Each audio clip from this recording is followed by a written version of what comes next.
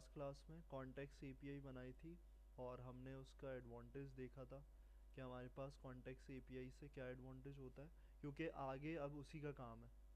Context API इसलिए बनवाई थी कि भाई आगे जो है वो नीड ही इसी की होने वाली है। तो यहाँ हमने ये कॉन्टेक्स्ट एपीआई बनाई थी और इसमें क्या होता है, सिंपल समराइज क्या है कि भाई यहाँ हम सारी चीज़ें जो होती हैं रिपीटेड वाली, यानी कि जो रिपीट हो रही होती हैं उसको यहाँ बनाते हैं और चिल्ड्रंस को पास करवा देते हैं, यानी कि कहीं पर भी ज़रूरत पड़ेगी तो वो चिल्ड्रन को मिल जाएगी। सही। तो हमने यहाँ एक चीज़ थी टोकन स्टोर जो कर रहे थे, वो हमने फंक्शन यहाँ बना के रख दिया था और उसको साइन इन में भी यूज़ कर लिया और साइन अप में भी, दोनों में यूज़ करवा लिया with the help of context API. अब जो तुम्हारे पास देखो, अब तीसरी एपीआई की बात है जो हम यहाँ पर बना के आए थे, हमने उसको कॉल करना है।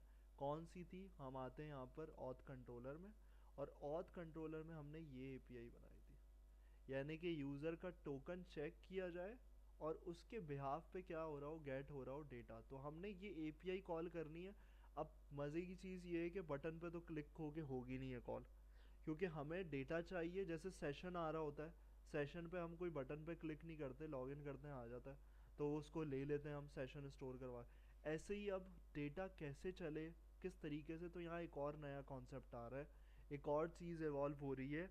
वो क्या है, वो स्टोर एपीआई में हमने यहाँ पर कॉन्टेक्स्ट एपीआई में करनी होगी, यहाँ और डॉट जेस।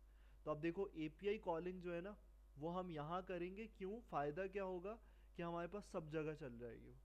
तो अब देखो क्या चीज़ है, कॉल कर रहे हो, यहाँ फंक्शन बना रहे हो, जैसे स्टोर टोकन का ऊपर बनाया था उसी के नीचे तुम्हारे पास एक फंक्शन बनेगा जिसमें एपीआई कॉल हो रही है, यानी कि ये हैंडल सबमिट कहीं बटन पे नहीं हो रही, ये खुद चलेगी। कैसे चलेगी, वो भी रिएक्ट में है कॉन्सेप्ट। सही। तो देखो एपीआई वही है, मैंने जो रखी थी एपीआई ऑथ यूज़र, जो तुम्हारे पास बना हुआ होगा वही दोगे और वही कॉन्सेप्ट है, सेम रिपीटेशन ऑफ वर्क है। मेथड क्या लगाया, अब गेट। पहले पोस्ट था हमारे पास दोनों जगह, लेकिन अब फैच कर रहा है, सही, टोकन को चेक करके। तो गेट यूज किया और नीचे देखो जो चीजें हम पोस्टमैन में समझ के आए थे वही चीज यहाँ लगा रहे हो। क्या लगा रहे हो, यहाँ पर हम पोस्टमैन में सिलेक्ट करते थे और कंटेंट टाइप की जगह ऑथराइजेशन, तो हमने हेडर्स के अंदर क्या दिया, ऑथराइजेशन दिया। और ऑथराइजेशन के अंदर देखो क्या चीज आ रही है, टोकन आ रहा है।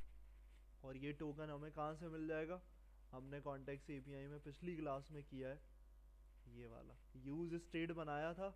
जो भी टोकन स्टोर हो रहा है उसको तुम क्या कर रहे हो, तुम यहाँ पर भी गेट करके रखे हुए हो कि भाई गेट कर लो, तो फंक्शन ऑटोमेटिकली पास कर रहा है, यानी कि तुम्हें सोचने की ज़रूरत ही नहीं है। टोकन लो और टोकन तुम्हारे पास हमेशा तुम्हें यहाँ में मिलेगा इस वेरिएबल के अंदर। लेकिन हमने मिडिल वेयर में डिफाइन किया हुआ था कन्वेंशन बेयरर के साथ होती है। सही। तो ये सब लॉजिक हम डिफाइन करके आ चुके हैं, सब चीज़ें जिसको याद नहीं हो वो यहाँ पर हम देख लें। अगर ऑथ मिडिल वेयर में बेयरर था और यहाँ लॉजिक थी कि हमने ट्रिम देखा था, बेयरर को हटाना है, रिप्लेस करना है, ये सब चीज़ें हमारे पास डिफाइन है, सेट है, तो कुछ सोचने की ज़रूरत ही नहीं है। हमें सिर्फ पैटर्न बनाना है और रिस्पॉन्स को क्या करना है, जेसन में लाके हमने क्या करना है। देखो यहाँ पर ये इंपॉर्टेंट होता है कि डेटा तो आ रहा है, लेकिन डेटा में से कैसे मैं अपनी चीज़ों को निकालूं। तो वो जो यूज़र डेटा था ये कहाँ था, ये एपीआई में हमने रिटर्न करते वक्त बताया था, कहाँ, ये वाला। जो भी तुमने लिखा हुआ होगा, तुमने अगर एमएसजी बनाया हुआ है तो क्या लिखोगे, डेटा डॉट एमएसजी। तुमने अगर यूज़र लिखा हुआ है तो डेटा डॉट यूज़र। मैंने क्या लिखा है, मैंने जेसन में रिटर्न किया यूज़र डेटा, तो इसलिए मुझे वहाँ पर भी क्या लिखना है, डेटा को गेट करने के लिए डेटा डॉट यूज़र डेटा। सही। बात क्लियर है यहाँ पर। तो देखो क्या कर रहे हो, नीचे एक और चीज़ कर रहे हो जो मेन पर्सपेक्टिव है, यानी कि मुझे डेटा लेके घूमना है। अब डेटा फैच करवा रहा हूँ, मुझे कहीं और चाहिए ना वो, तो कैसे चाहिए, मैं यहाँ पर दिखाता हूँ उसको कि भाई तुम्हारे पास मकसद क्या है इसका, क्या चीज़ें। हम यहाँ पर इसको चलाते हैं, रन करते हैं, ताकि ये वाली चीज़ तुम्हें पता चल जाए कि npx nodemon server dot js, और यहाँ पर हम इसको चला लेते हैं cd client npm run dev।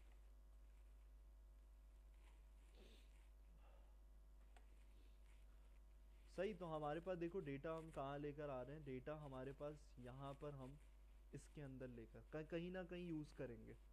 तो वो जो वेरीफाई करके टोकन से लेकर आ रहे हो उसको कहीं रखना पड़ेगा, तब जाके एक्सट्रैक्ट कर सकते हो। अब ये डेटा कैसे आएगा मेरे पास? कहीं मैंने फैच तो कर लिया, एपीआई भी चला ली, लेकिन जब तक उसको कहीं स्टोर नहीं करूँगा, कहीं सेव नहीं करूँगा, तो ये डेटा मेरे पास नहीं आ सकता। अब देखो सेशन क्रिएट हुआ हुआ है, ये उसी क्लास से हुआ हुआ है, प्रोजेक्ट से, जो हमने पिछली क्लास में समझा था, क्योंकि उसका टाइम हमने बहुत लंबा दिया हुआ है। तो यहाँ पर तुम्हारे पास 30 डेज का दिया हुआ है, तो वो 30 दिन तक चलता रहेगा, तो इसलिए वो खुद सेशन एक्सपायर ही नहीं हुआ। तो मैं यहाँ लॉग आउट कर दूंगा, तो लॉग आउट होने के बाद यहाँ मेरे पास नहीं आ रहा, तो वो क्या हुआ, वही टोकन ख़त्म हुआ, एपीआई ने काम करना बंद कर दिया, वो जो हमारी अभी जो समझ रहे हैं वो वाली एपीआई। तो यहाँ एक एक्सट्रैक्ट कर रहे हो और एक अबाउट में, कहीं पर भी अपनी मर्जी से, बट डेटा अगर मैं लॉगिन करता हूँ दोबारा तो नाम यहाँ आ जाएगा। मतलब डेटा को हमें हर जगह इस्तेमाल करना है, इसलिए उसको सेव करना पड़ेगा। और सेव कैसे रख सकता हूँ मैं? हुक्स के थ्रू। तो देखो ये हुक कौन सा है, ये टोकन वाला हुक है क्या? नहीं, ये एक और नया है, जिसको हमने सिंपल जैसे हम फॉर्म में काम करते थे वैसे बनाया। यानी कि मेरा फाइनल डेटा मुझे कहाँ मिलेगा? यूज़र में। ये फंक्शन जो भी सेव करेगा वो किसको पास करता है? वेरिएबल को। तो मेरा फाइनल डेटा जो भी रिटर्न हो रहा है एपीआई से, वो यूज़र में फाइनली मेरे पास रिस्पॉन्स चलता रहेगा। मैं अब मर्जी है कहीं पर भी यूज़ करूँ। बात समझ में आ रही है? यहाँ पर तुम्हारे पास ये एपीआई का काम हमें समझ में आ गया कि भाई ये करना है, लेकिन अब ये एपीआई चलेगी कैसे? वो नाम कैसे सेव हो रहा है, कैसे हो रहा है, कुछ होना तो चाहिए हिटिंग एलिमेंट। तो ये एपीआई तुम्हारे पास देखो, ये चलती है तुम्हारे पास यूज इफेक्ट एपीआई। रिएक्ट के अंदर एक कॉन्सेप्ट है यूज इफेक्ट, और ये कौन सी लाइब्रेरी तुम्हें दे रही होती है? रिएक्ट। जो मैं लास्ट क्लास में मेंशन कर रहा था कि ये नहीं करना है तुम्हें अभी, क्योंकि इसका इस्तेमाल अभी तुम्हारा नहीं था पिछली क्लास में। अब यहाँ तुम्हें क्या करना है, यूज इफेक्ट को भी इंपोर्ट करवाना है। और ये जब यूज होता है, मतलब समझ लो फैच पे यूज होगा ज़्यादातर। ये फैच का ही काम है, मुझे सब फैच करना हो, स्पेसिफिक करना हो, मैं क्या करूँगा, ऑटोमेटिकली करना हो, तो मैं यूज इफेक्ट के अंदर रख के कॉल करूँ। बात समझ में आ रही है? तो यूज इफेक्ट का बिहेवियर क्या होता है, ये तो सही है, ये मुझे बात समझ में आ रही है, ये हो रहा है हमारे पास फंक्शन के लिए। मेरे पास, तुम्हारे पास अभी एक फंक्शन होगा, तुम यहाँ डालोगे, ये क्या है, ये कहलाता है तुम्हारा डिपेंडेंसी एरे।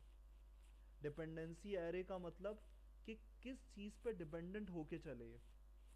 अब मैं अगर सारा डेटा फैच करवा रहा होता तो मैं कुछ नहीं लिखता। अगर मैं गेट कोर्सेस है मिसाल के तौर पर, आगे एक एपीआई है उसमें सब फैच हो रहा है डेटाबेस से, तो मैं डिपेंडेंसी एरे को खाली रखूंगा, क्योंकि किसी चीज़ पे डिपेंडेंट नहीं है वो। लेकिन ये जो एपीआई है, ये जो फंक्शन है, ये डिपेंडेंट है किस पे? तुम्हारे टोकन पे। तो डिपेंडेंसी एरे का मतलब वो चीज़ जिस पे कोई चीज़ डिपेंडेंट हो रही हो, क्योंकि ये ऑथराइजेशन में किस चीज़ को चेक कर रहा है, ये कब एग्जीक्यूटेबल है, जब हमारे पास क्या हो, टोकन मौजूद हो। बात समझ में आ रही है? तो कहीं तुम्हारे पास डिपेंडेंसी एरे की ज़रूरत होगी, और जहाँ ना हो तो यहाँ पर तुम्हारे पास कुछ भी नहीं आएगा। तो अब मैं बोलूँ क्या ये मसला टोकन जो है इसके साथ करेगा? इसके साथ कोई ताल्लुक ही नहीं है इसका। यूज इफेक्ट चलाता है, जहाँ ज़रूरत होगी वहाँ देगा, और जहाँ नहीं है, गेट कोर्सेज भी चल रहा है। सही क्यों चल पा रहा है? क्योंकि टोकन उसके साथ कोई कॉन्फ्लिक्ट नहीं कर रहा। बात समझ में आ रही? तो डिपेंडेंसी एरे कोई कॉन्फ्लिक्शन नहीं कर रहा, सिर्फ हमारे पास इस तरीके से ये वाला काम हो रहा है। तो ये काम करने के बाद तुम क्या करोगे? तुम फाइनल जो हम बात कर रहे थे कि प्रोवाइडर में क्या देंगे, बताओ प्रोवाइडर में क्या आएगा? प्रोवाइडर में यहाँ से जो पास किया जाएगा पेरेंट से, वो क्या चीज़ पास करूँगा? फंक्शन चला दिया, यूज इफेक्ट पे चल भी रहा है, तो अब मुझे क्या पास करना चाहिए? जैसे मैंने लास्ट क्लास में हमने क्या पास किया था, स्टोर टोकन, ये वाला फंक्शन पास किया था, जो हम दोनों जगह यूज़। कौन सा हमारे पास, कौन सा वेरिएबल? ये वाला वेरिएबल जाएगा, क्योंकि इनडायरेक्टली डेटा पहुंच रहा है इसके पास। क्यों? क्योंकि हम एपीआई में फाइनल काम ये कर रहे हैं। बात क्लियर है? तो यहाँ पर हम क्या करेंगे, अब तुम्हारे पास एक और चीज़ आ जाएगी ऑब्जेक्ट के अंदर, स्टोर टोकन के साथ यूज़र आ जाएगी। क्लियर है बात? तो ये हमारे पास इस तरीके से तुम्हारा ये वाला काम होगा। और इसके आगे तुम्हारे पास क्या चीज़ है कि भाई तुम क्या कर रहे हो, तुम्हें कहीं पर गेट करना है, तो गेट कैसे करवा सकते हो, तो यहाँ पर कॉन्टेक्ट फॉर्म की लॉजिक है, यानी कॉन्टेक्ट में गेट करवा सकते हैं। मिसाल के तौर में यहाँ पर कॉन्टेक्ट का फॉर्म बना हुआ है, तो वही ये सेम ही फॉर्म होगा पूरा, साइन अप वाला ही, उसी को रिप्लेस कर लोगे। तो यहाँ मैं क्या कर सकता हूँ, उस डेटा को यहाँ पर एग्जीक्यूशन दे सकता हूँ। यहाँ देखो क्या कर रहे हो, उसी यूज ऑथ को लिया हुआ है और वही तुम यूजर को यहाँ एक्सट्रैक्ट करवा रहे हो। मैंने एक चीज समझाई थी लास्ट क्लास में कि इसको कभी भी ऐसे नहीं करना होता कि अगर एक तुम चाहो, तुम बोलोगे कि मैं ये क्या कर लूँ, मैं यहाँ ऐसे कर लूँ, इसको ये निकाल रहा हूँ ना, बस ये निकाल लूँ, वो पूरा ऑब्जेक्ट रिटर्न करेगा। ये मैंने कंसोल पे दिखाया था कि यहाँ पर हमेशा तुम्हें यूज ऑथ में सारे जो पास हो रहे हैं वहाँ से सब नज़र आएगा, लेकिन मुझे उसमें से कुछ चीज़ें चाहिए तो मैं ऐसे करूँगा। मुझे दो चीज़ें चाहिए उसमें से, यहाँ जो कॉन्टेक्ट के फॉर्म में ज़रूरत है वो यूज़र की है और यूज़र ऑथ की है। सही, तो ये इसको भी समझ लो क्योंकि इसको भी तुम्हें करना है वो, क्योंकि ताकि तुम्हें पता चले कि तुम्हारा डेटा आ रहा है या नहीं आ रहा भाई। तो यहाँ पर तुम्हारे पास नेक्स्ट स्टेप होगा कि भाई तुम साइन अप को कॉपी करोगे और कॉन्टेक्ट में शिफ्ट कर दोगे, और उसके बाद तुम्हारे पास यहाँ पर ये जो चीज़ तुम्हें नज़र आ रही है ना, ये तुम्हारी होंगी चेंजेस, नेम मेल मैसेज।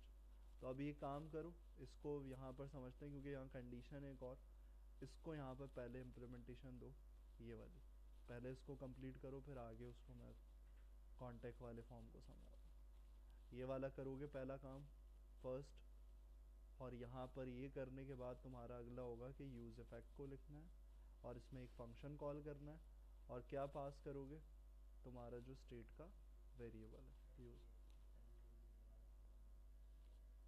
ये जो है ये मैंने लास्ट क्लास में कॉन्टेक्स्ट एपीआई का पूरा समझाया है, ये प्रोवाइडर है। अगर सिंपल अभी समरी बता दूं तो ये है कॉन्टेक्स्ट एपीआई, जो अभी मैं बार बार बोल रहा हूँ कि रिएक्ट के अंदर कॉन्टेक्स्ट एपीआई का कॉन्सेप्ट होता है। तो ये देखो यहाँ पर मेन फाइल में तुम्हें एक चीज़ नज़र आएगी, पेरेंट बना हुआ है क्या, auth provider, Shariq auth provider बना हुआ है।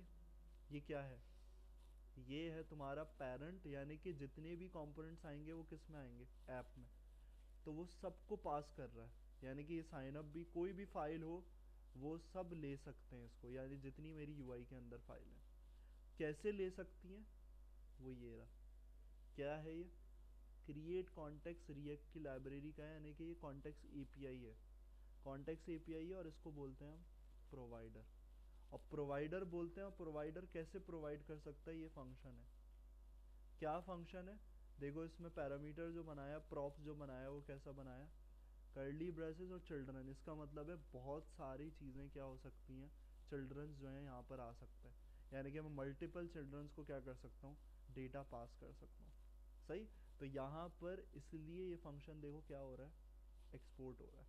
इसका मतलब है ये कहाँ यूज़ हो रहा है, ये यहाँ हो रहा है। सही, तो ये यहाँ यूज़ हो रहा है, कैसे यूज़ हो पा रहा है, वो हो पा रहा है कॉन्टेक्स्ट एपीआई के थ्रू। सही, तो यहाँ पर कैसे हो रहा है, ये जो फंक्शन है इसके अंदर सारी लॉजिक लिख रहे हो, पूरी लॉजिक सब कुछ यहाँ लिख रहे हो, और सब कुछ यहाँ लिखने के बाद लास्ट में इसी फंक्शन के अंदर क्या कर रहे हो, उसी प्रोवाइडर को यूज़ कर रहे हो। यानी कि वो जो ऑट प्रोवाइडर फंक्शन है वो पेरेंट बन रहा है यहाँ कंपोनेंट में, और ये जो रिटर्न हो रहा है ये तुम्हारी एपीआई है क्रिएट कॉन्टेक्स्ट, कि भाई ऑथ कॉन्टेक्स्ट करना क्या है इसको, ये बता रहा है auth context dot provider, provider क्या कर रहा है, ये प्रोवाइड कर रहा है क्या क्या, स्टोर टोकन फंक्शन और ये यूज़र। अभी फ़िलहाल तुम्हारे पास ये दो चीज़ें, यानी कि ये चिल्ड्रंस को पास कर रहा है, और बीच में तुमने क्या दिया हुआ है, कर्ली ब्रेसेस चिल्ड्रन, यानी कि भाई चिल्ड्रन जो भी होगा बीच में आएगा इसके, वो भले साइन अप का पेज हो कुछ भी हो, वो उसको डेटा क्या कर देगा, एक्सपोर्टर, कभी एरर नहीं आएगा। क्यों नहीं आ रहा, इसका मतलब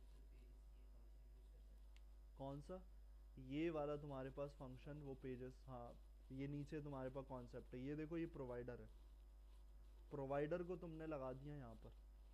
अब मुझे यूज़ करवाना है, तो तुमने यहाँ जो देखा, यहाँ पे क्या नज़र आ रहा है तुम्हें, यूज़ ऑथ, यहाँ तो प्रोवाइडर नज़र ही नहीं आ रहा। क्यों, क्योंकि अगली चीज़ क्या है, अगली चीज़ है कि भाई कोई कंज्यूमर तो होगा, तो कॉन्टेक्स्ट एपीआई दो चीज़ों पे काम करती है, एक प्रोवाइडर प्रोवाइड करवा रहा है, और अब किसी को लेना है वो चीज़ को, तो वो ये कर रहा है।